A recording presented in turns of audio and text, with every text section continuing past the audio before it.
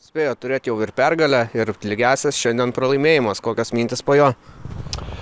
Nu, šiandien aš galėtų pasakyti, nelengvas žaidimas buvo abu komandom, daug fiziškai žaidė komandos, daug kamuolis buvo aikštės vidury, daug klaidų iš abu komandų, todėl kad ir viena komanda, ir antra komanda norėjo presinguoti ir norėjo neduoti antros komandos žaidėjim lengva žaisti kamuolį. Aišku, kad mūsų Hegelman komanda biškai daugiau žaidė su kamuoliu ir gal tokiu kamuolio kontrolė buvo geresnė už mum. Tas, kaip mes norėjom žaisti, biškai gal daugiau ant tranzicijų, bet pasakysim taip, kad žaidžiant be kamuolio gynyboje daugmaž mes neblogai žaidėm ir buvo gera žaidimo disciplina. Žaidžiant su kamuoliu, toj pirmoje fazėje tranzicijos biškai trūko tokių gerą pirmą, antrą pasą, lai mums būtų daugiau gerų momentų, ko mes galim realizuoti. Bet iš viso tai vis tiek mums buvo vienas labai geras momentas, ko turim realizuoti, jeigu mes norim tokio žaidimui kovoti už taškus. Minėjote anksčiau, jog spaudimo norite daugiau iš komandos. Ar nepritrūko to spaudimo šiandien ir ar nepritrūko, kad labiau perimtumėt kontrolę, kai praleidote įvartį?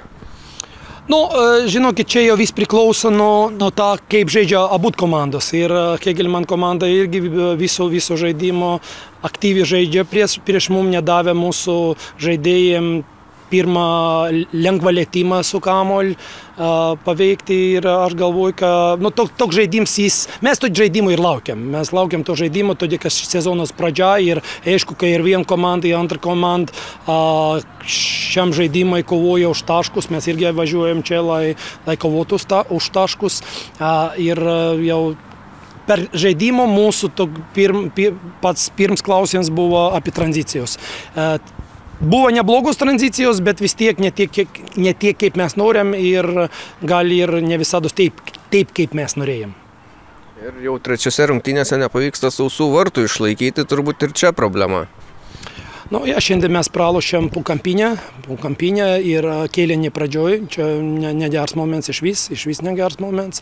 Ir tas irgi yra vienas iš momentų, kad mes turim tokiom žaidimam, viskas priklauso nuo vieno, kitą kartą, kaip šiandien, nuo vieno įvarčio. Kad viena komanda savo šansus įmuš, realizuos, kita komanda nerealizuoja. Čia yra tas skirtum šiandien, kad Hegelman komanda buvo geresnė ir momentų realizacija negu mes. Milanas Džokičius debiutavo, išbėgo. Koks įspūdis apie šį žaidėją?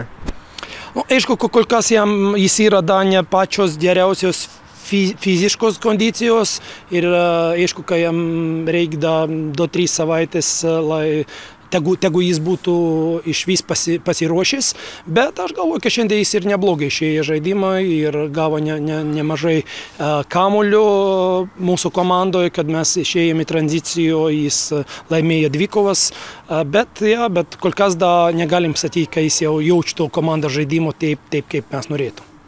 Tai galima sakyti, kad rinktinių pertrauka dabar ir Džokičiui į naudą ir gal dar spės kažkokie kiti traumuoti žaidėjai grįžti?